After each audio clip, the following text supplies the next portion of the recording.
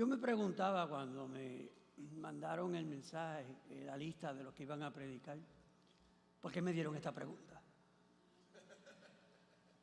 ¿Por qué esta pregunta? La respuesta puede ser muy simple a la pregunta, pero también es muy complicada. Muy complicada porque en muchas ocasiones es una pregunta que nos hacemos en nuestra experiencia del diario vivir, en nuestra relación con Dios. Hacemos la gran pregunta, ¿por qué? ¿Por qué a mí? ¿Por qué sucede? Y la pregunta que queremos en este día, yo quiero utilizarla solamente en dos aspectos. Podría buscarse muchas formas de definir el por qué ocurren cosas malas, pero yo quiero centrarme solamente en dos aspectos de esto. Quiero utilizar dos textos, porque aún en medio de todas las situaciones que podamos estar viviendo, aún en medio de todas las circunstancias que enfrentemos, hay una palabra que nos reafirma, nos levanta y nos alienta. Y yo quiero usar como base para mí y para ustedes en esta mañana dos textos bíblicos que yo creo que nos va a traer parte de la respuesta de por qué nos ocurren cosas malas. En el libro de Romanos, el apóstol Pablo, que es uno de los personajes que voy a mencionar más adelante, trae una declaración poderosa que nosotros tenemos que atesorarla y hacerla nuestra. No sé si el texto está por allí, Romanos 8, 28. Dice, sabemos que además que a los que aman a Dios, ¿qué dice allí? Todas las cosas les ayudan a bien. Esto es, a los que conforme a su propósito son llamados. La palabra es clara, no dice algunas cosas, sino que hace una declaración poderosa y amplia, todas. Y entre medio de todas se encuentran las cosas buenas, pero también las cosas malas, los sucesos malos. Por lo tanto, en la soberanía y la autoridad y el poder de Dios, Él ve el panorama total. Nosotros quizás nos enfocamos en un aspecto y cuestionamos un aspecto pequeño, pero Dios no ve eso, Dios ve el panorama total. Y en medio de todo el panorama nos dice, todas las cosas ayudan para bien. Pero eso no es a todo el mundo. Eso es conforme a los que son llamados al propósito de Dios. Para ti y para mí. Nos preguntamos por qué yo ahora que soy cristiano, las cosas me van peor que antes. Porque el ataque va a ser mayor. Porque estamos fuera de lo que antes nos dominaba.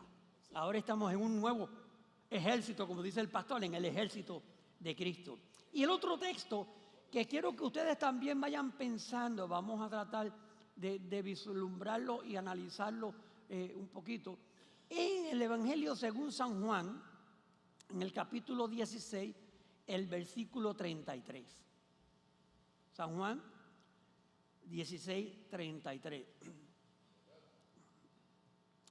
Y es interesante porque cuando esta palabra viene, es del momento que el apóstol la recopila, la narra, y la pone en la boca de Jesús y dice, estas cosas os he hablado para que en mí tengáis paz.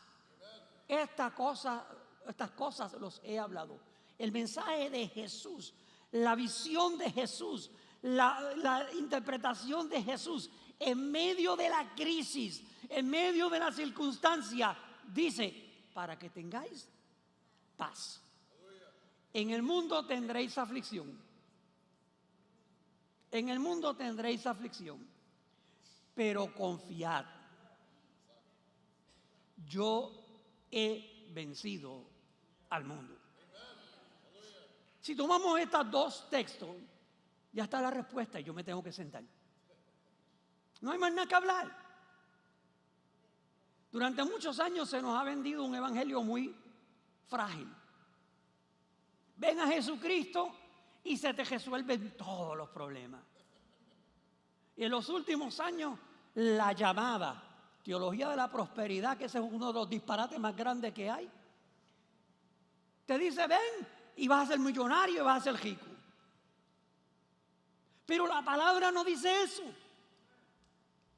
La palabra no nos dice que nos va a poner en una burbuja donde no vamos a tener conflicto ni problema, sino que la palabra nos reafirma, estás en el mundo y vas a vivir las consecuencias de este mundo y vas a estar expuesto a todo lo que pasa en este mundo, pero a los que confían en Dios, todas las cosas obran para bien. Y a los que esperan en Jehová, a los que viven dentro de la voluntad de Jesús, dice que ¿qué? En el mundo tendréis aflicción, pero que yo he vencido al mundo. Y si Jesús venció, la promesa de victoria es también tuya y es también mía. Nosotros somos más que vencedores en Cristo Jesús, Señor nuestro. Ahora, vamos a la pregunta. ¿Por qué suceden cosas malas? Si vamos al libro de Génesis, vemos que en la creación, esos versículos, primeros capítulos de Génesis 1, 2 y 3, especialmente el capítulo 1, cuando habla de la creación, hay una palabra que se repite y se reafirma. Dios creó el cielo y la tierra y vio que era bueno. Creó las estrellas, el firmamento y vio que era bueno. Toda la creación que Dios hizo, vio que era buena. Dios no creó cosas malas. Toda la creación de Dios está expuesta y hecha buena, porque Dios es un Dios perfecto y las cosas de Dios son perfectas. Sí, tengo agüita, gracias. Esa es mi profeta preferida. Todo lo que Dios ha creado es bueno. Por entonces la pregunta, ¿y por qué suceden cosas malas?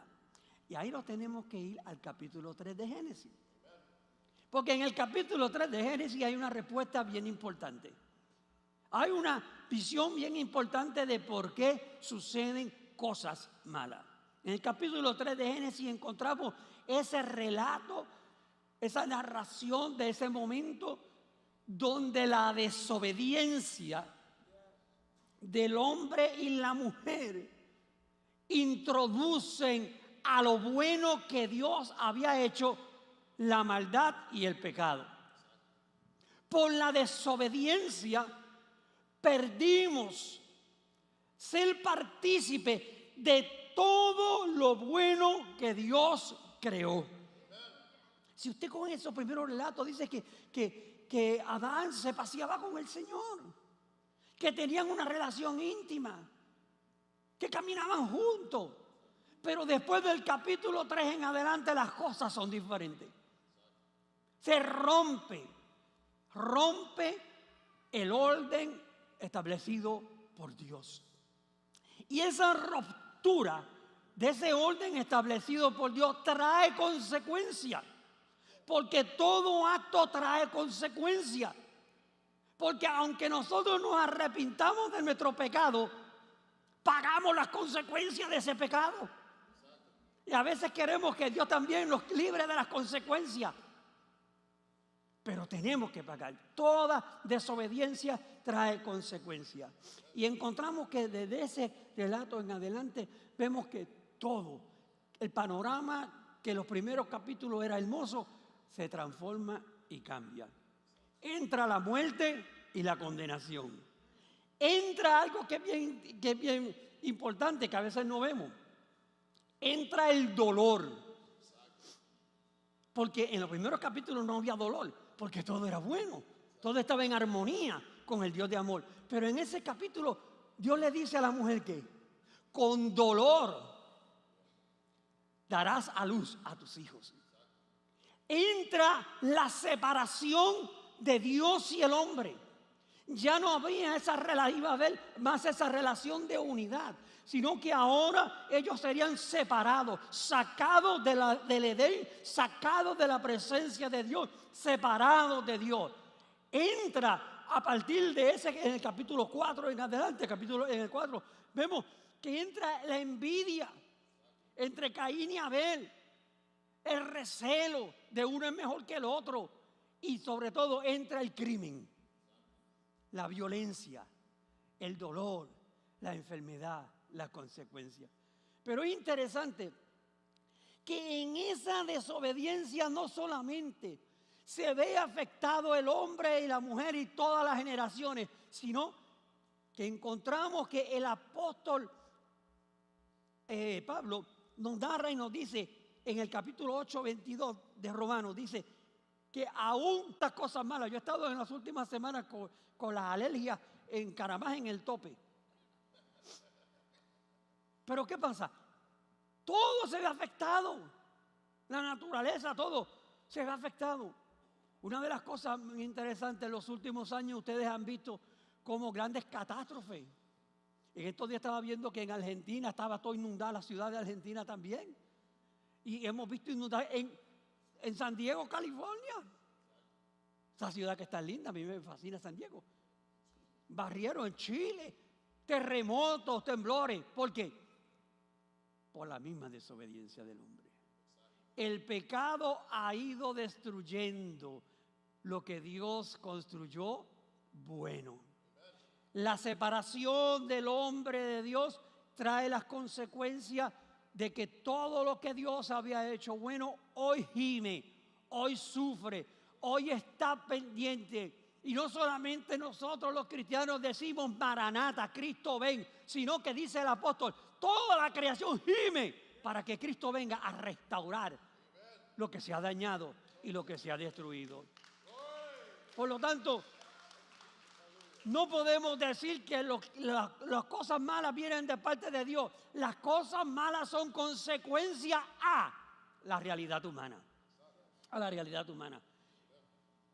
Muchos no creen en el cambio climatológico. ¿Cómo se llama? Me olvidó. Sí. Y el hueco de ozono que ha afectado todo alrededor nuestro. Pero todo se ve afectado. Y la cuestión no es que esto va a mejorar. Es que la condición viene peor. Por lo tanto, nosotros, lo que hemos sido llamados en Cristo Jesús, tenemos que hoy más que nunca entender el hacer de Dios y sobre todo entender mi posición en Cristo Jesús. En medio de toda esta realidad humana, en medio de toda esta catástrofe, hay una esperanza para los que están en Cristo Jesús. Hay una visión para los que estamos en Cristo Jesús. No es que no vamos a sufrir. Todos sufrimos lo que está pasando a nuestro alrededor. Si hay un temporal, el temporal viene y dice, no, porque este cristiano lo va a pasar por el lado. Se lleva todo lo que encuentra. Cuando hay un tornado, los tornados son los más curiosos. Porque los tornados te pueden llevar la casa del lado y la tuya dejarla quieta. Pero aún con todo y con eso, no hay un sello que diga aquí no entre, aquí no toque. Todos somos afectados, todos padecemos, pero aún en medio de todo el dolor que pueda haber en medio de nosotros, dice la palabra que todas las cosas obran para bien. Un propósito tiene Dios. Yo entiendo que hay dos cosas por las cuales suceden cosas malas de parte de Dios. Ahora oigo, de parte de Dios, permite Dios esas cosas que sucedan a nuestras vidas. La primera, dos aspectos que quiero tocar en esta parte. Las situaciones malas por el juicio de Dios a la condición humana. Primer punto. Vemos que en todas las escrituras se nos narra y se nos hace ver que en medio de la desobediencia y del pecado del hombre, Dios levanta juicio. Porque Dios es amor, pero es justo. Es justo. Y la justicia de Dios viene sobre aquellos que no están obedeciendo y viviendo bajo lo que Dios ha dicho. Es bien importante. Hay un relato que es bien curioso. Bien curioso. Está en el libro de Números y narra la experiencia de la familia de Coret. La familia de Coret era levita, pero Coret levantó una revuelta en contra de Moisés. Quería levantar una revuelta en contra de Moisés. Y el juicio de Dios vino sobre Coret y sobre ¿quién? Sobre toda su familia y todos los que le pertenecían al grupo de Coret. Dice en el relato en Números 16:32 que la tierra se abrió y se los tragó a todos. Y volvió y se cerró. Juicio de Dios. Cuando el juicio de Dios viene, Dios limpia todo lo que hay que limpiar para que se cumpla su voluntad. Por eso hay que tener cuidado. Cuando usted no le caiga bien el pastor, no empiece por ahí a chismosear y a prepararse un grupito en contra del pastor, porque le puede pasar como a Coré. Porque ese es el ungido de Dios. Y Dios protege a su ungido. Cuando Moisés se presentó ante Dios y le dijo, ¿qué pasa con este pueblo que me están criticando, que están hablando de mí? Dios le dice, espérate, no es contra ti, es contra mí que están peleando. Porque lo que Dios ha ungido, Dios lo protege, lo cuida y es celoso con lo que le pertenece a Dios. Por eso hay que tener mucho cuidado. A mí en muchas ocasiones cuando vienen aquí, pues yo no soy el pastor de aquí, el pastor es nuestro hermano Bonilla, él es el pastor. Pastor, esto no, vayan del pastor. Yo me someto al pastor, porque él es el hombre de Dios aquí. Él es el que Dios puso aquí, fue el pastor, no fue a mí. Yo tenía mi congregación, pero ya me jubilé. Y la jubilación es hermosa. ¿Por qué? Porque según la Biblia nos jubilamos para disfrutar del trabajo que hemos realizado. Y eso es lo que yo estoy haciendo. Pero yo vine aquí y me someto al pastor. El pastor es el que dice, el pastor es el que hace. Yo no me atrevo a poner, hermano, David fue interesante con David. ¿Se acuerdan cuando David en 3 ocasiones tuvo la oportunidad de liquidar a Saúl? Y los soldados de David le decían, vamos a matarlo ahora. Y David decía ¿qué? Líbrame si yo pongo la mano sobre el ungido de Dios. Hay que tener cuidado, porque el juicio de Dios es severo.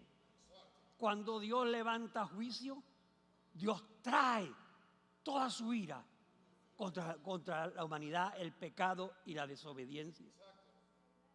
En el libro del profeta Jeremías, en el capítulo 1, versículo 16, empezando ese libro que es muy interesante, ese libro de Jeremías, el libro que,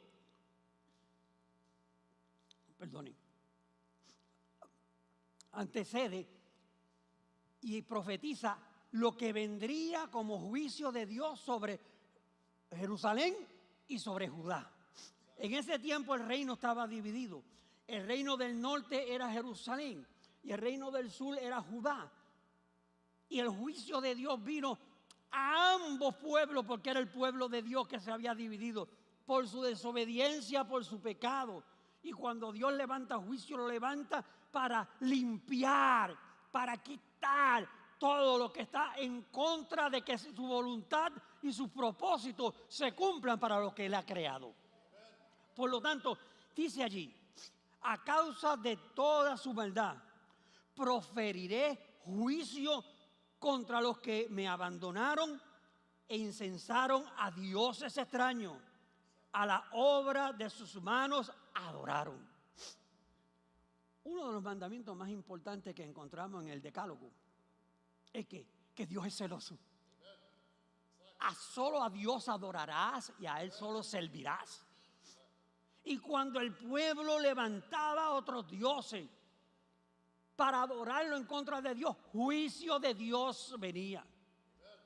Amados en el Señor, el juicio de Dios viene sobre las naciones, sobre tu vida y nuestra vida hoy, cuando nosotros levantamos a otros dioses. A veces pensamos que otros dioses que levantamos una estatua y la adoramos. No, El dinero puede ser tu Dios. Tu casa puede ser tu Dios. Hay jóvenes que compran un cajito de eso es bien chulería. Como decía mi abuelo, chulería en pote. Bien bonito. Y no viven más que para el carro. Donde yo vivo ahora hay unos jóvenes que a mí me llaman mucho la atención. Todos los días yo los veo encima del carro. Con el bonete arriba, mecaneando. Lo tienen nítido, precioso. No viven más que para ese carro. Y yo me acuerdo cuando yo era joven, hace un par de años atrás, que muchos de mis compañeros, todos trabajaban para el carro. Le ponían motor nuevo, que si le ponían asientos nuevos, que si esto nuevo, que si aquello nuevo, que si cristales, que si no cristales, que si pinta, que si no pinta. Y toda su vida era el carro. Se lo robaban y a dónde se le fue la vida. Chocaron y a dónde se acabó la vida. Cuando nosotros ponemos otra cosa en el lugar de Dios, estamos adorando a otro que no es Dios. Y juicio de Dios vendrá sobre nosotros. Dios es un Dios celoso.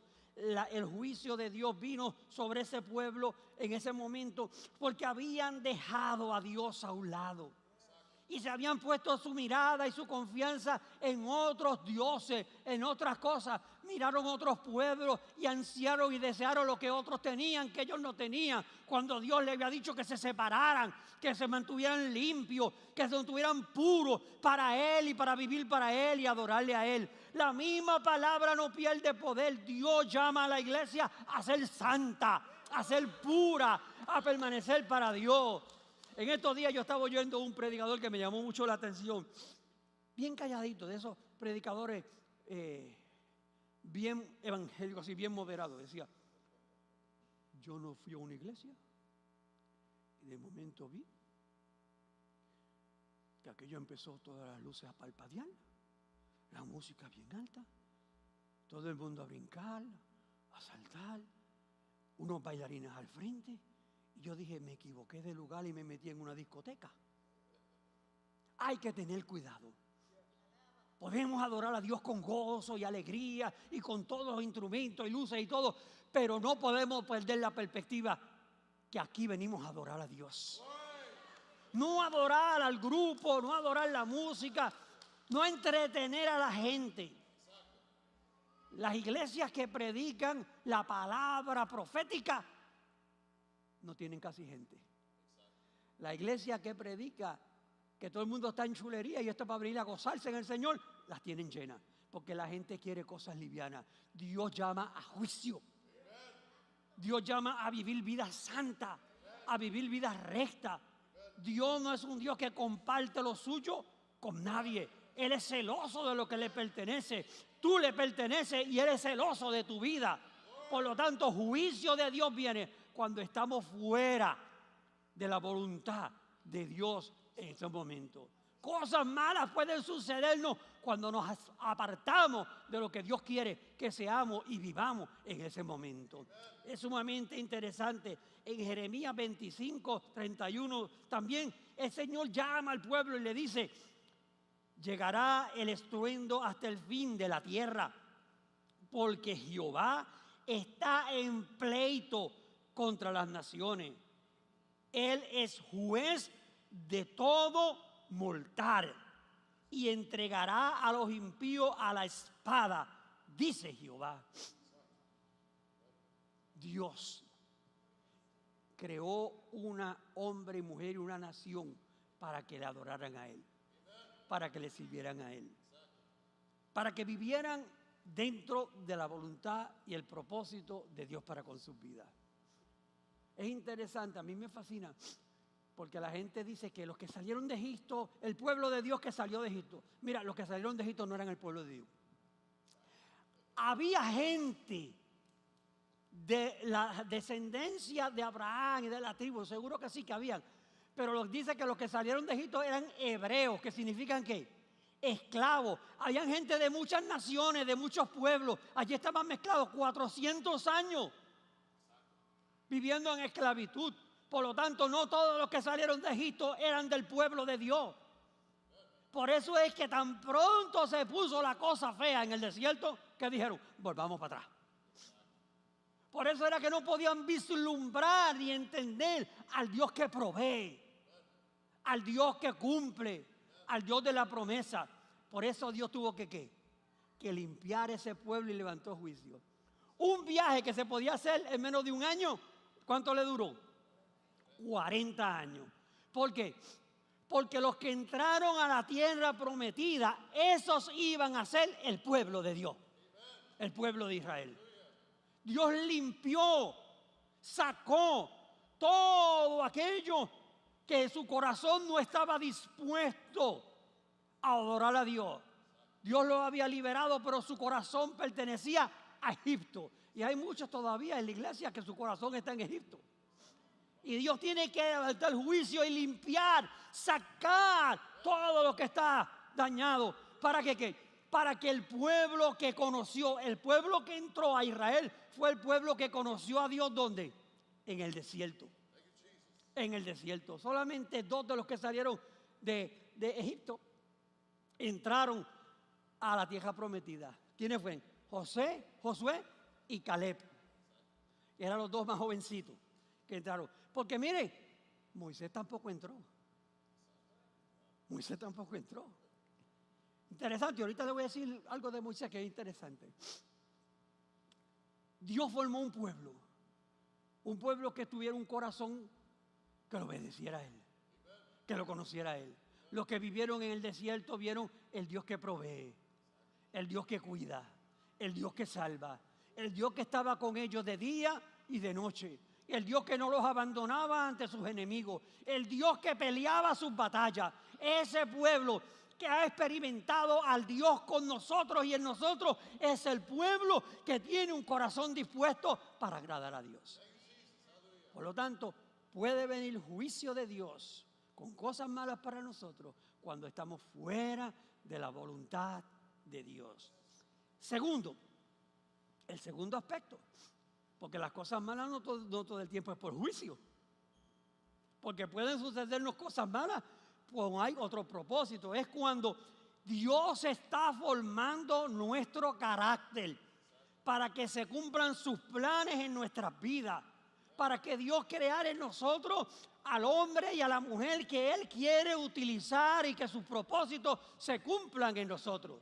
Por lo tanto, el segundo punto es importante, porque eso le decimos, pero es que hay hombres buenos que no hicieron nada y les pasaron cosas malas.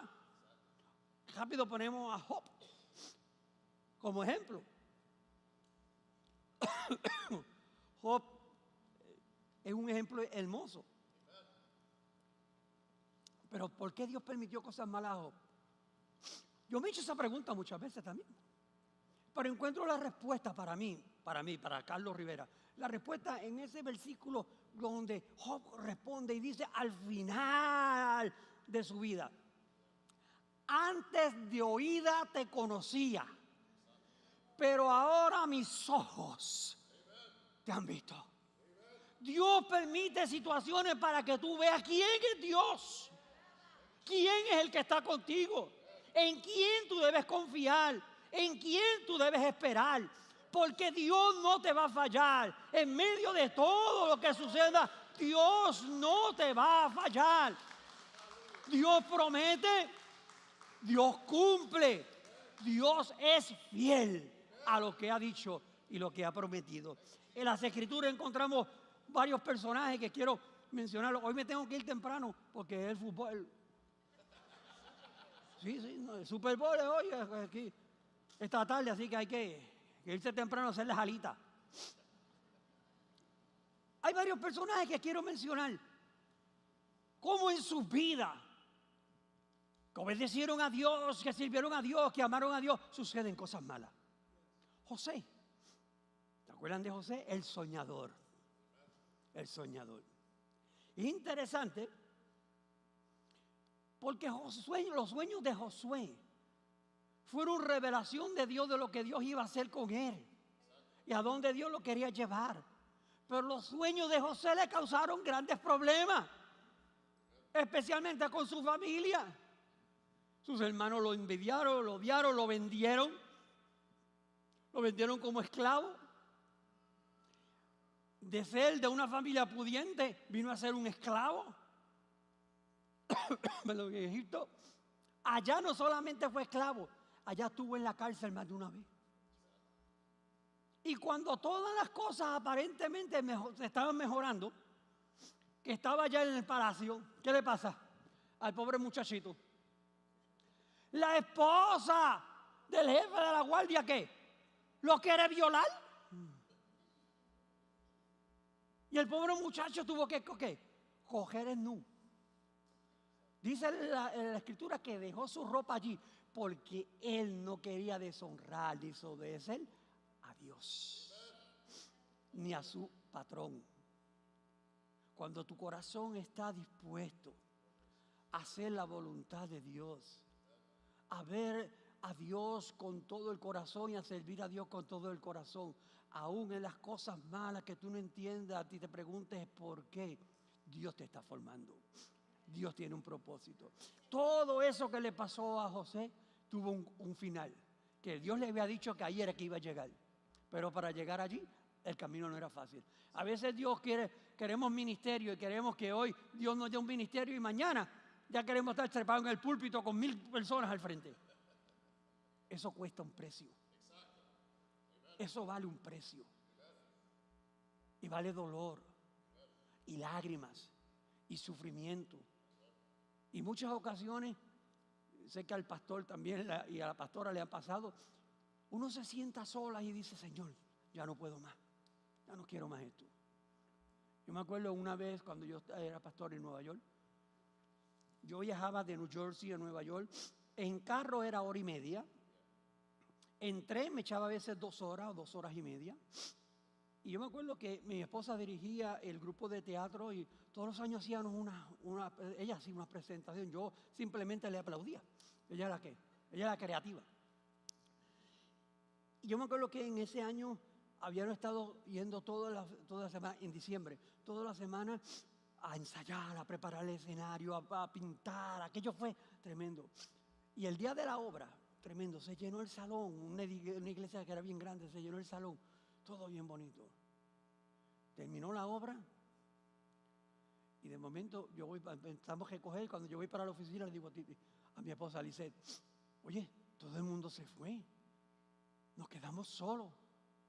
¿Qué pasó aquí?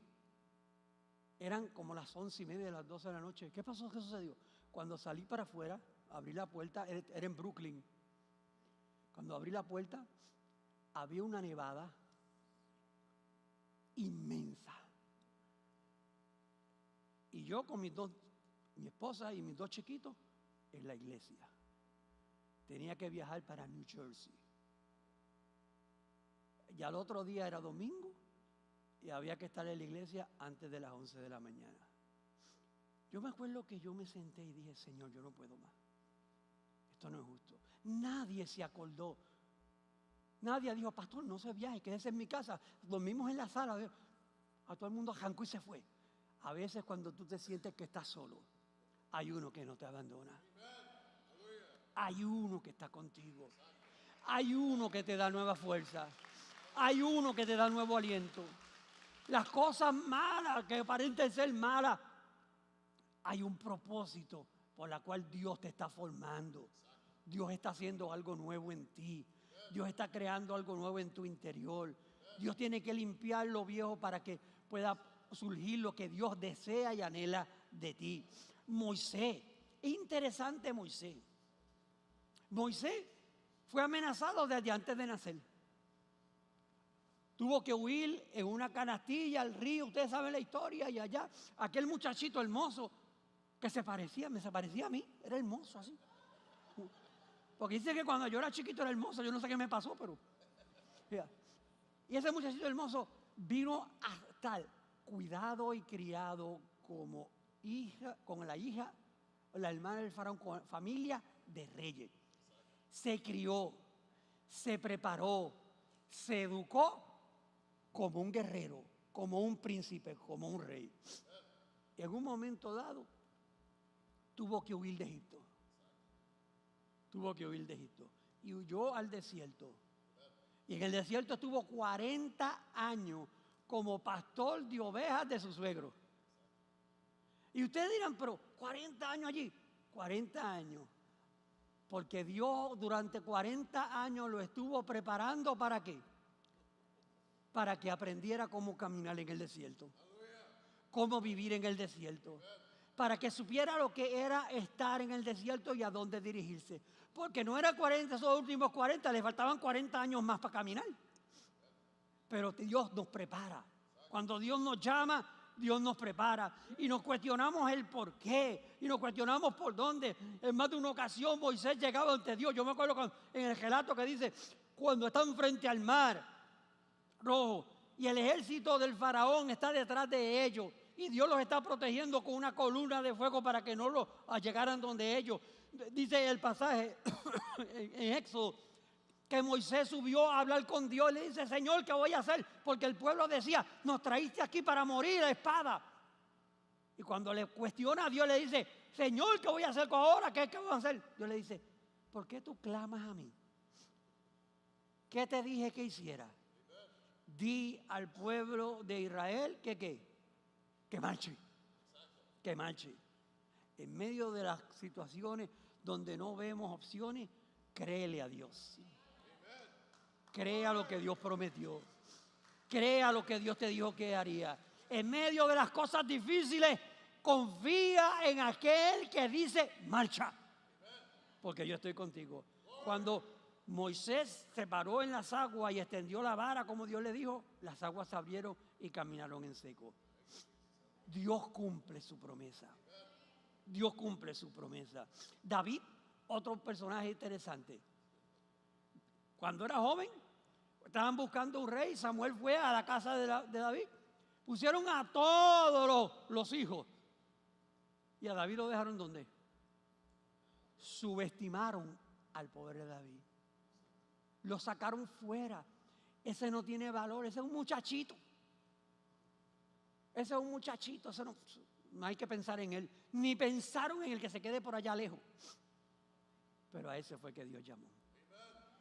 Cuando David fue a llevarle jovencito comida a sus hermanos que estaban enfrente de batalla, David vio que un gigante de los filisteos que se llamaba Goliat estaba ofendiendo al pueblo de Dios y pregunta, ¿por qué? Porque ustedes se quedan callados. Y le dijeron que tú no sirves, tú eres un muchacho, ¿qué tú estás hablando? Y cuando él le dijo, yo voy a pelear con él, eso, Saúl le dijo que, bueno, si tú quieres llegarte, ponte mi vestimenta. Tú no puedes pelear con la vestimenta de otro. Tú no dependes de la fe de otro. Tú no puedes ver la mano de Dios obrando, creyendo lo que hizo en otro. Tú tienes que experimentarlo en ti y contigo, con lo que Dios te llamó a hacer y con lo que Dios tiene para ti. Dios tiene algo para ti que no es para otro, es para ti. Es para ti. Por lo tanto, yo no puedo desear lo que tiene el otro. Yo tengo que averiguar qué es lo que tengo yo de parte de Dios para que la gloria de Dios se manifieste en mí. Y aquel hombre, mientras el otro peleaban con espada y con jabalí, con 5 piedritas y una onda. Pero mira la respuesta de David en ese momento. Aquel muchachito insignificante le dijo al gigante, no mañana, hoy, ahora, en este momento, Dios me va a dar tu cabeza. Pero no le dijo solamente eso. Qué atrevido el chamaquito. Dicen que los adolescentes son atrevidos, que dicen cosas y hacen cosas que otros no hacen. Y es verdad, a veces, yo cuando era joven surfeaba, ahora yo veo una ola de 3 pies y cojo miedo. Porque cuando uno es joven, uno es atrevido. Pero dice, no solamente me va a entregar tu cabeza, sino que ¿qué? ¿La cabeza de quién? De todo tu ejército. Porque tú has ofendido al Dios de los ejércitos de Israel.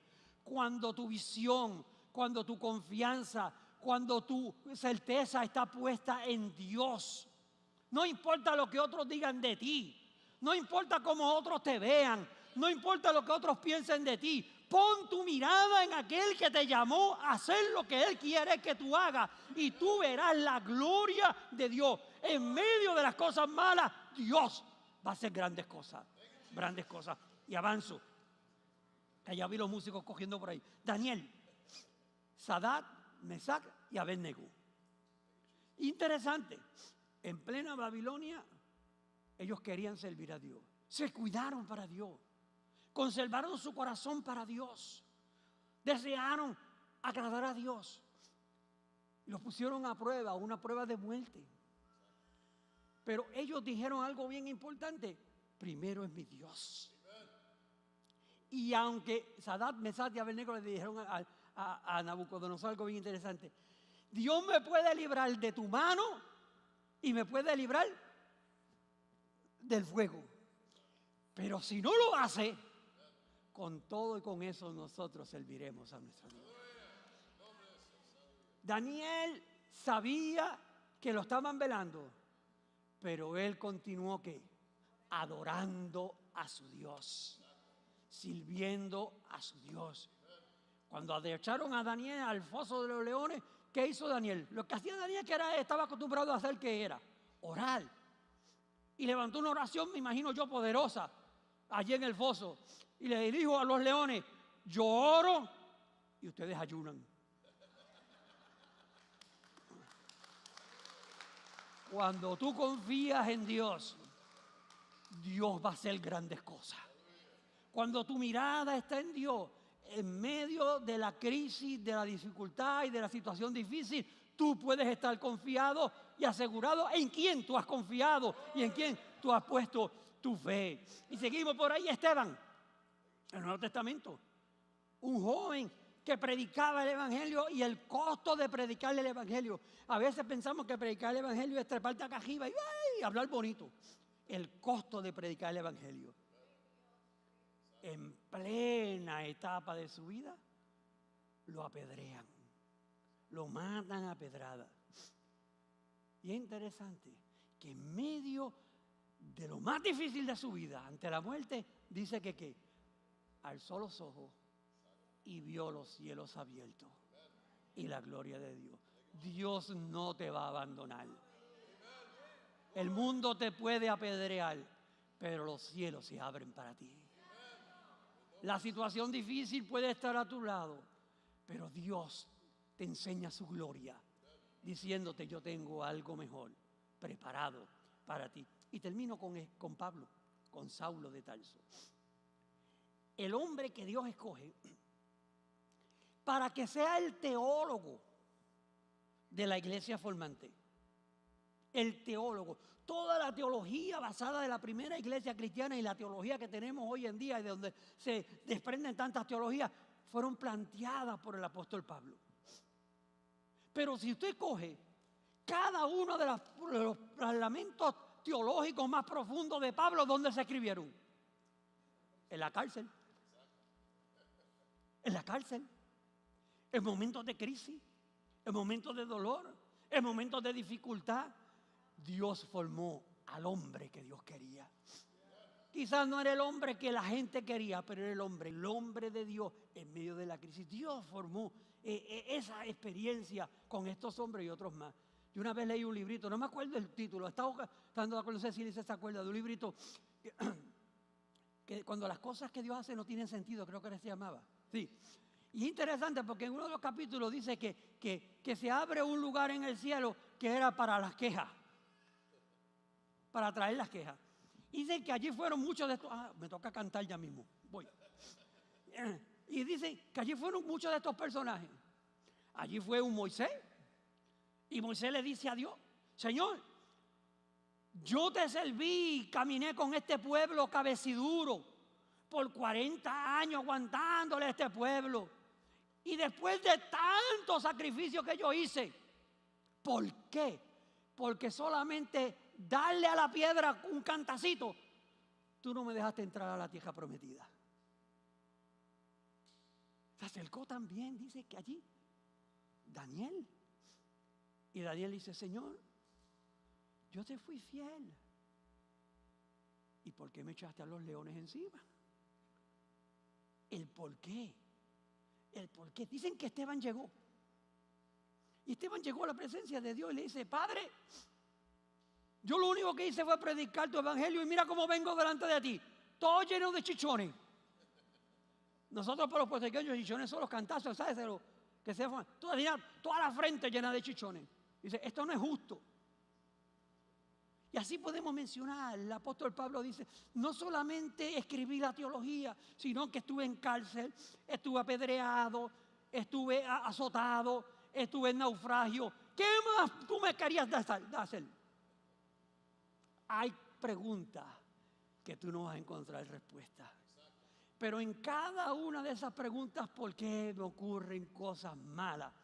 Tenemos que ver lo que Dios está formando en nosotros.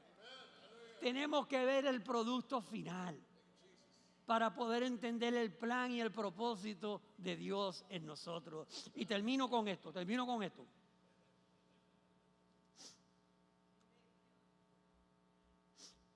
Hay un refrán chino, hay una frase china para definir crisis.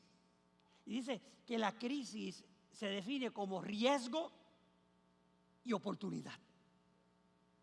Y en medio de la realidad nuestra, en momentos de crisis, en momentos de conflicto, nosotros tenemos que ver esa experiencia. Aquí hay una posibilidad. ¿A dónde me quiere llevar Dios? ¿Qué Dios quiere sacar de mí? Cuando nosotros no vemos las circunstancias malas como que una destrucción, sino como una oportunidad, vamos a sacar un provecho y a ver las cosas desde otra perspectiva. En coaching se nos dice algo bien importante. No es de las circunstancias, sino cómo la interpretamos. No son las circunstancias las que tenemos que de sentirnos ahogados y sofocados, sino en la manera en que las interpretamos. Si las interpretas negativas, tu vida tendrá respuestas negativas. Pero si en medio de la crisis tú comienzas a ver las oportunidades y comienzas a interpretarlas dentro de la voluntad de Dios, ¿a dónde Dios me quiere llevar con esto? ¿Qué Dios quiere hacer conmigo con esto? Tú podrás ver la mano de Dios obrando en tu vida en forma muy particular y muy especial.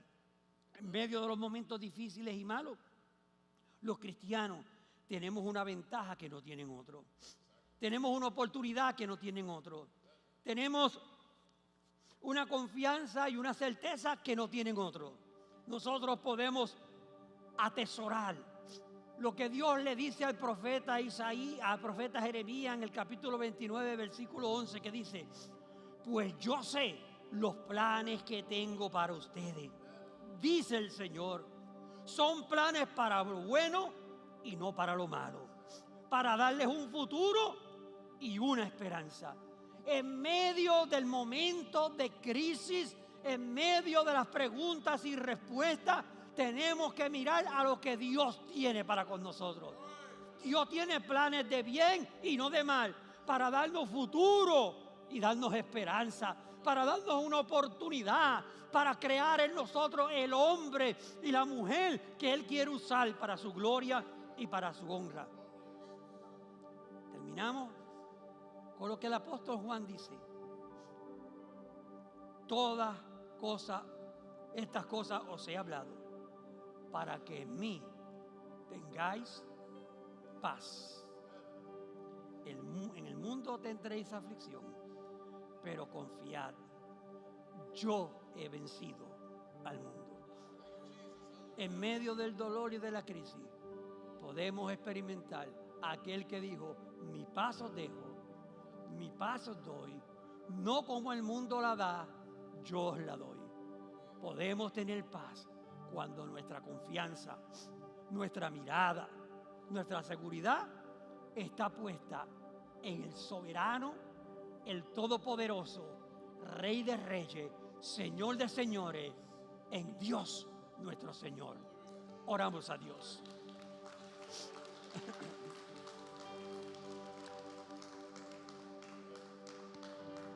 Amado Dios y Padre, gracias.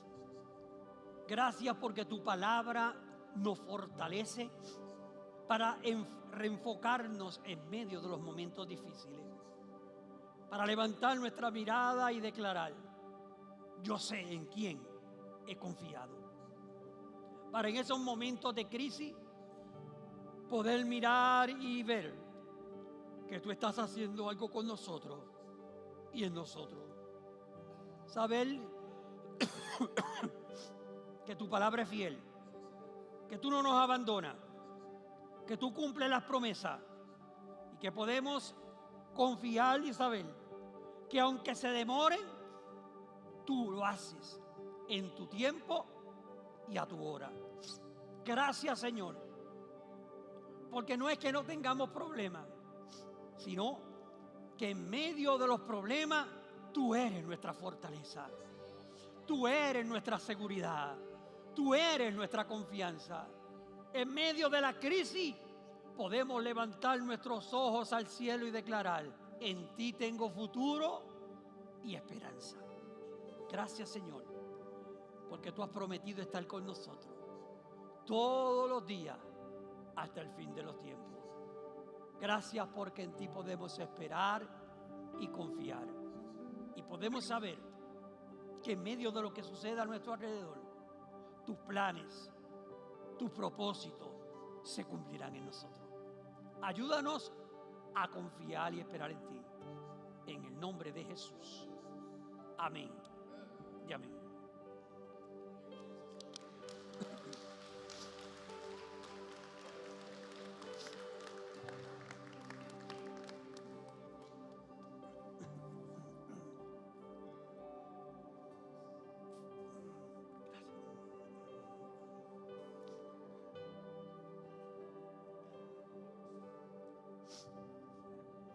No sé, pero yo tengo buenos pulmones. En medio de todo eso, Dios está con nosotros. Él ha prometido siempre estar y nunca nos va a abandonar. Ahora, no te busques juicio. No te busques juicio, porque Dios es un Dios de juicio. Pero si algo malo ocurre cuando tú estás sirviendo al Señor con todo tu corazón, hay algo que Dios te quiere enseñar. Y Él va a estar a través de todo ese proceso contigo. Amén. Amén. Bien. En esta mañana siempre abrimos la puerta para alguien que está aquí en esta mañana que no conoce al Señor, que está lejos de Dios, que necesita un Salvador en su vida. Y en esta mañana, si tú estás aquí y algo te tocó, la adoración, un cántico, la palabra que se trajo, y tú dices en tu corazón: yo necesito aceptar a Cristo como mi Salvador personal. Esto es un buen día para hacerlo. Esta es una buena hora para tú aceptar al Señor como tu Salvador personal. Así es que si en esta mañana hay una persona que dice: pastor, yo necesito que Cristo entre en mi corazón, yo necesito que Él transforme mi vida, yo tengo muchos problemas, tengo muchas necesidades, y ahora entiendo que el único que me puede ayudar es Cristo. Si en esta mañana tú estás aquí y tú quieres aceptar al Señor, yo quiero que tú hagas algo. Levanta tu mano, queremos orar contigo.